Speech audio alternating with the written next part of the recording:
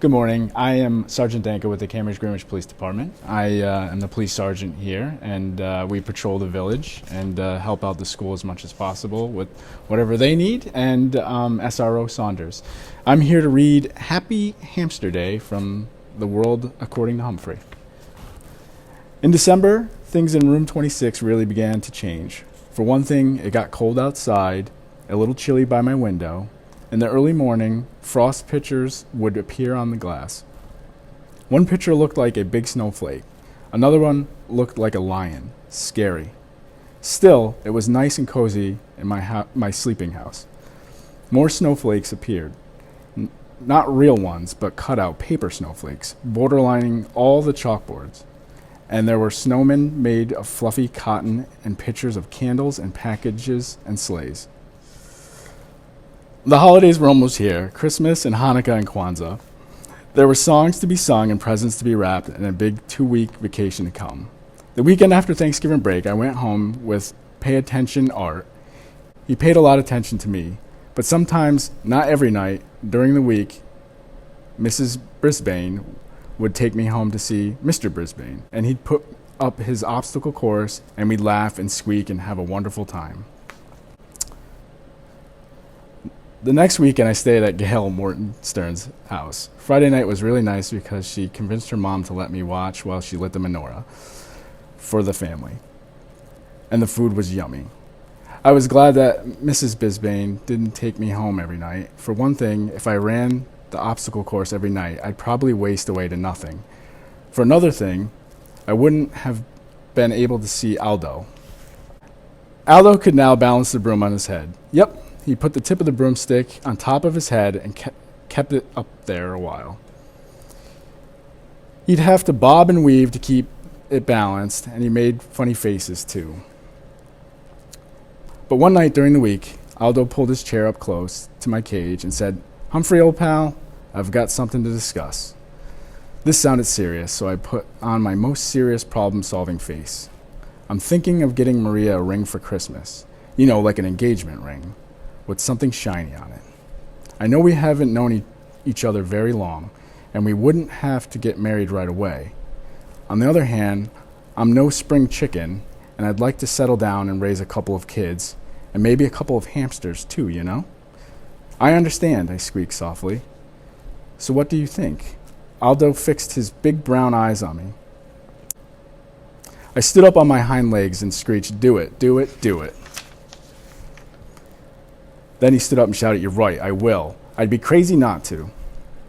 He raced out of the room so fast he forgot his cleaning cart, but when he returned for it, he yelled, "Thanks."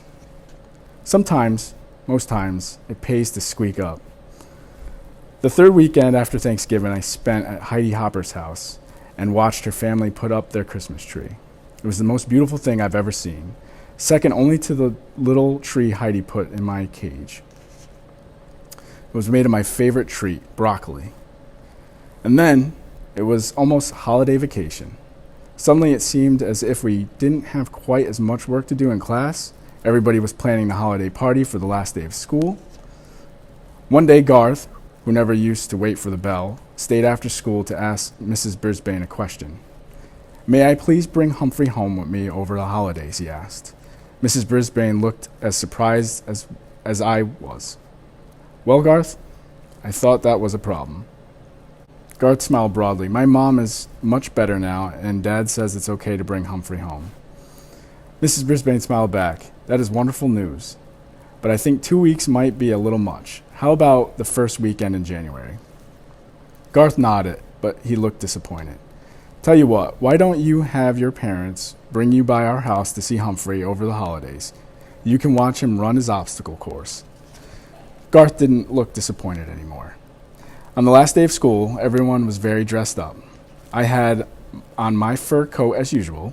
Mrs. Brisbane wore a red and green striped sweater and green skirt. She also wore a Santa Claus hat. This was an entirely new Mrs. Brisbane, the dressing up Mrs. Brisbane. "Class, I have an important announcement. We are having a surprise visitor this morning before our party, so there'll be no vocabulary test today." After the cheers died down, Mrs. Brisbane went out in the hall and waved. A minute later, You'll never guess who entered the classroom. Mr. Bert Brisbane. He was wearing a Santa Claus hat too. He looked a lot better now, no gray stubble or wrinkled pajamas. On his lap, he had a large box. Mrs. Brisbane introduced him to the class, and they all applauded. Then he told them that his surprise was actually for me. First, he pulled out something like my cage, only bigger. This is my gift to Humphrey. This extension attaches to his cage and makes it bigger. Now you're all going to help me build Humphrey his holiday present, his very own playground. The kids squealed and giggled and clapped. I couldn't hold back a big squeal of my own. I could keep my homey cage with its lock that doesn't lock, but I'd also have my own park to play in. Mr. Brisbane gathered my classmates around the big table and explained his plans. Mrs. Brisbane unloaded the pieces. First there was a seesaw, then a tree branch to swing from, a big jungle gym, and 2 ladders. One to climb, and one to walk across like a bridge. My. Saya held me while the other kids worked on my cage. She patted me gently and murmured comforting words. Meanwhile, Mrs. Brisbane patiently instructed the children as she arranged the pieces. He even made sure everyone got a turn. Then Mr. Morales dropped by to see how things were going. He was wearing a tie that had little Christmas lights that really lit up. He and Mrs. Brisbane stood behind the children watching my playground take shape. Looks like Bert should be a teacher too, the principal told Mrs. Brisbane. He already is, I heard Mrs. Brisbane respond. He started teaching arts and crafts to seniors and kids at the community center.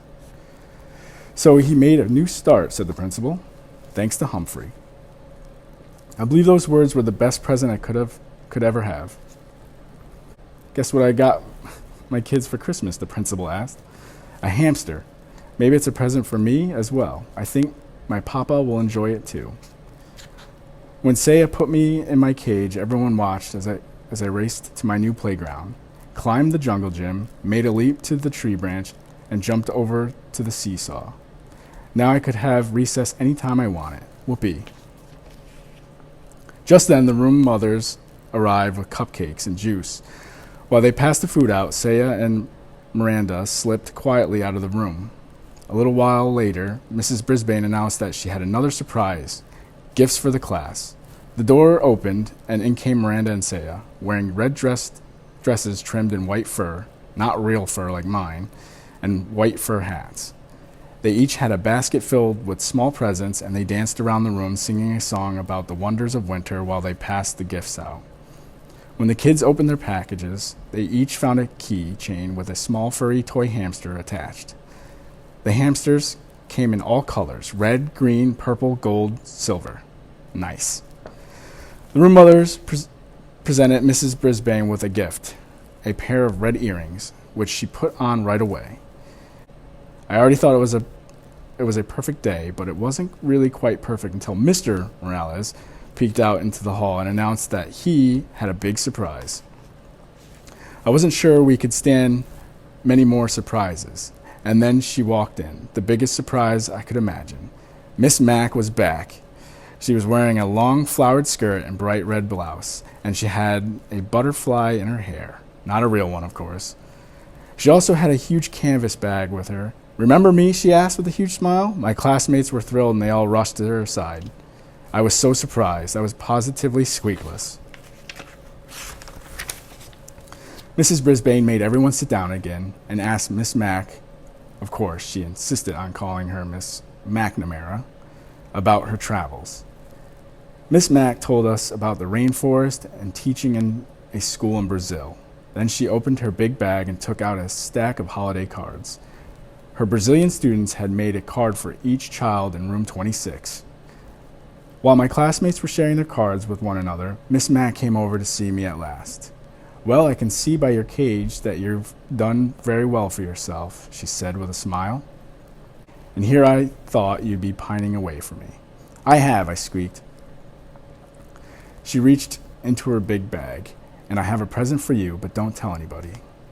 She pulled out a brand new tiny notebook with blank pages, lots of them, and a new tiny pencil with a very sharp point. I thought you might need this. Then she tucked it behind my mirror. Miss Mack stared at me a little longer, then softly said, I've seen a lot of creatures in a lot of places in the last few months, but you're still the handsomest and smartest of all. Yes, yes, yes. And don't worry, I'll be back to see you again. She was still the same wonderful Miss Mack. I'd follow her to the ends of the earth, I thought, or at least to Brazil. But then it hit me. As much as I love her and she loves me, Miss Mack doesn't need me. Not as much as the Brisbanes and my classmates and their families do. Maybe that's what Miss Mack was thinking when she left me in room 26. This is where I belong. All too soon the bell rang. School was over for the day. School was over for the rest of the year. My head was reeling from all the surprises and excitement as we headed out to the car. In the parking lot, Aldo raced over to greet us and wished us happy holidays. He had come to pick Richie up. I hope you have a very happy holiday too, Mrs. Brisbane told Aldo. Aldo grinned until his huge mustache shook like Santa's tummy. I'm sure I will. You see, I just got engaged. I'm going to get married. Yahoo, I squeaked with delight. Aldo leaned towards me. Thanks, my friend. That night, the Brisbane's house, there was one more surprise. The doorbell rang and a very tall and good-looking young man appeared. He was wearing a Santa Claus hat, but he wasn't Santa. He was Jason, the Brisbane's son. He'd come all the way from Tokyo to surprise his parents. They were so happy to see him. They both cried just a little. I almost cried too. Soon the house was filled with friends and neighbors, and Mrs. Brisbane played piano while everyone sang carols and drank hot cider. I nibbled on raw apple and squeaked along.